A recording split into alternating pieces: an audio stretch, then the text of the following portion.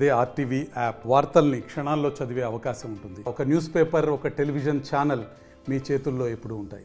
ఈ పీటీఎఫ్ఈ పరిశ్రమతో ఉన్న ప్రధానమైన సమస్య ఏంటంటే దానిలో ఆ పొలిమరైజేషన్ చేయడానికి వాడే రసాయనం ఏదైతే ఉంటుందో సర్ఫాక్టెంట్ అంటారు. ఆ సర్ఫాక్టెంట్ అనేది దాంతోనే ప్రపంచం అంతా ప్రాబ్లం వచ్చింది.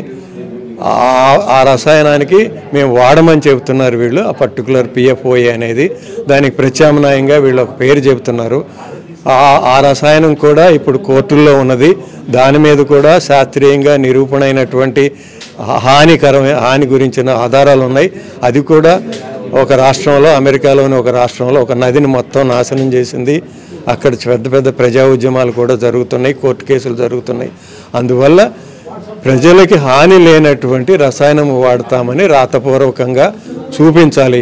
ఇప్పుడు వాళ్ళు చూపిస్తున్నటువంటి ఏమైతే ఉన్నాయో అవి హాని కలిగించే రసాయనాలే. నాన్ ఫ్లోరినేటెడ్ ప్రాసెసింగ్ ఎయిడ్స్, ఎన్ఎఫ్పిఏ అంటారు. ఎన్ఎఫ్పిఏ కనుక వాడితే ఇందులో ఎవరికి ఎలాంటి ఇబ్బంది ఉండదు, దానికి ఎలాంటి వ్యతిరేకత ఉండదు. సమస్య అంతా కూడా ఫ్లోరినేటెడ్ రసాయనాలని ప్రాసెసింగ్ ఎయిడ్స్గా వాడుతున్నప్పుడే. ఎందుకంటే ఈ కంపెనీ దగ్గర సొంత టెక్నాలజీ ఏమీ లేదు, ఎవరి దగ్గర కొనుక్కొని తెచ్చుకోవాలి. వాడు వీళ్ళకి లేటెస్ట్ టెక్నాలజీ ఎందుకు ఇస్తాడు? ఇచ్చేటప్పుడు కూడా నాన్ ఫ్లోరినేటెడ్ ఏజెంట్స్ వాడికి అప్డేటెడ్ టెక్నాలజీ ఎందుకు ఇస్తాడు? ఒకవేళ పాత టెక్నాలజీ కనుక ఇస్తే ఫ్లోరినేటెడ్తో దాని ప్రభావం ప్రజల మీద ఖచ్చితంగా పడుతుంది. అందువల్ల వాళ్ళు తీసుకునేటప్పుడు టెక్నాలజీ నాన్ ఫ్లోరినేటెడ్ ప్రాసెసింగ్ ఎయిడ్స్తో కనుక తీసుకుంటే ప్రజల నుంచి ఎలాంటి సమస్యలు ఉండవు. అసలు వాళ్ళకు కూడా మంచిది, ఎందుకంటే వాళ్ళకి గిల్ట్ ఉండదు. మనం ఎదుటివాడికి హాని చేశామనేటువంటి భావన కూడా వాళ్ళకి రావాల్సిన అవసరం ఉండదు. అంతే కదా.